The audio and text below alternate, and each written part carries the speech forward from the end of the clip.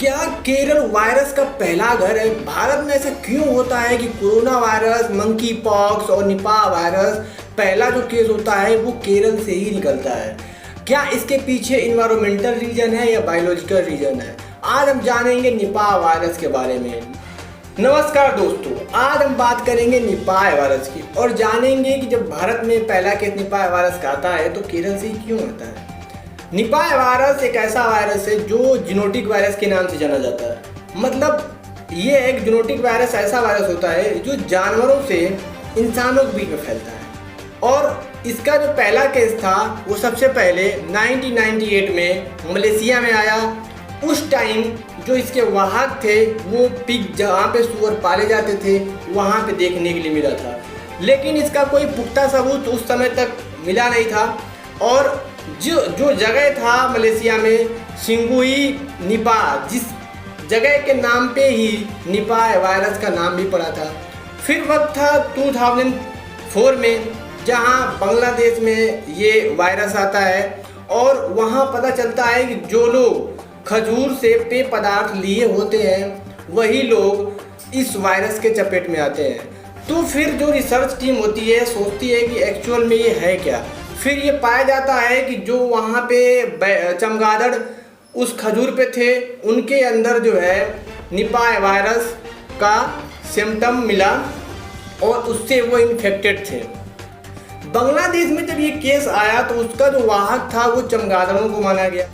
तो अगर हम चमगादड़ों की बात कर लिया जाए तो ये एक प्रकार के मैमल्स होते हैं और इनके दो प्रकार होते हैं, एक होता है माइक्रोबैट, दूसरा होता है माइक्रोबैट्स। तो जो निपाह वायरस के जनक है वो माइक्रोबैट्स के अंदर आते हैं, जिनको हम फ्रूट बैट या फ्लाइंग फॉक्स के नाम से जानते हैं। विश्व भर में इनकी 1200 से 1400 प्रजातियां पाई जाती हैं। वही भारत में चमगादड़ों की प्रजातियां 128 पाया जाता है। वही अगर बात किया जाए 128 में से 14 प्रजातियां जो होती है फ्रूट बैट्स की वो इंडिया में पाई जाती हैं। उन 14 फ्रूट बैट्स में से 7 जो फ्रूट बैट्स है वो केरला के अंदर पाया जाता है। तो ये बड़ा इंपॉर्टेंट फैक्टर है निपाह वायरस का कि 14 जो फ्रूट बैट्स हैं पूरे भारत में, वो 7 फ्रूट बैट सिर्फ और सिर्फ केरला के अंदर पाया जाता है। भारत में पाए जाने वाले जो फ्रूट बैट होते हैं वो पूरे विश्व में पाए जाने वाले बैट के अपेक्षा सबसे ज़्यादा बड़े होते हैं। वही बात किया जाए कि निपाह वायरस का जो पहला मामला था केरल में वो आया था 2080 में कोझिकोड में। उसके बाद 2019 में आया था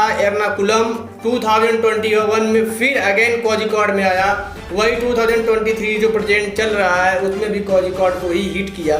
तो ये एक के बाद लगातार जो है आउट ऑफ 4 में 3 टाइम्स जो है कोझिकोड को ही हिट किया जो है। मसला ये है कि ये केरल में ही क्यों निपाह वायरस का पहला केस आता है। इसका जवाब देते हुए द हिंदू को डॉक्टर अनूप कुमार एस, जो कि Malabar institute of medical science and critical department के हेड हैं, उन्होंने बताया कि होता है क्या चीज़ है कि जब भी कोई इंसान का जब सिम्टम आता है वो कुछ अनयूजुअल लगता है तो हम क्या करते हैं कि उसका निपाह वायरस के लिए हम वहाँ पे मॉलिक्यूलर लैब है कालीकट के अंदर, तो वो उस सैंपल्स को लेकर के NIVA के पास, नेशनल इंस्टीट्यूट ऑफ वायरोलॉजी, जो कि ICMR का ही एक पार्ट है, हम वहाँ पर उसको सेंड कर देते हैं और हमें जांच जो होती है वो बहुत पहले मिल जाती है और जिससे हम रिपोर्ट कर पाते हैं कि हमारे यहाँ निपाह वायरस का मामला आ गया है। क्योंकि इसके पीछे कॉन्सेप्ट यह भी है कि केरला के अंदर हेल्थ इंडेक्स में भी भारत में सबसे टॉप पे है, लिटरेसी रेट में भी सबसे टॉप पे है। तो वहाँ पे इस सब चीज़ों को लेकर के अवेयरनेस है और वहाँ के जो लोग हैं इस चीज़ को लेके अवेयर हैं। तो इसका बड़ा मुख्य कारण है कि जो निपाह वायरस था या कोरोना वायरस था या मंकी पॉक्स है, ये health index and literacy rate का बड़ा फैक्टर है, जिसकी वजह से वहाँ बहुत पहले ही पता चल जाता। आगे बताते हुए उन्होंने द हिंदू को बताया कि ये सुविधाएं जो रूटीन चेकअप है निपाह वायरस का, ये और सारे स्टेट में ऐसा नहीं है, वहाँ के लोग इतने अवेयरनेस नहीं है और इसका सिर्फ एक ही जगह चेकअप होता है, NIVA Pune. Thrissur horticulture department के डीन थॉमस जॉर्ज ने एक स्टेटमेंट में कहा है कि जो चमगादड़ होते हैं उनको जिसका छिलका कमजोर होता है वो ज़्यादा खाने के लिए प्रेफर करते हैं, जैसे चीकू हो गया, रंबतुनास हो गया एंड आम, इसको ज़्यादा खाने के लिए प्रेफर करते हैं, जिसको उन्होंने खाने के लिए फ़िलहाल जो है मना किया हुआ है कि आप इस फ्रूट को ना खाएं। और वहाँ के जो फल विक्रेता है वहाँ से भी ये पता चला है कि ये सारे फ्रूट्स के अंदर जो वहाँ की बिक्री है उस पर भी इफेक्ट गया हुआ है। तो आप भी इस चीज़ से अवेयर रहिए और ये सारे फल्स को अभी खाने से परहेज करिए। अब हम बात करते हैं कि निपाह वायरस का सिम्टम क्या होता है। तो निपाह वायरस का जो प्रीवियस ईयर में जो इसका सिम्टम आया था वो इंसेफेलाइटिस था, जो कि एक न्यूरो प्रॉब्लम रिलेटेड बीमारी है जो कि हमारे ब्रेन को प्रभावित करता है।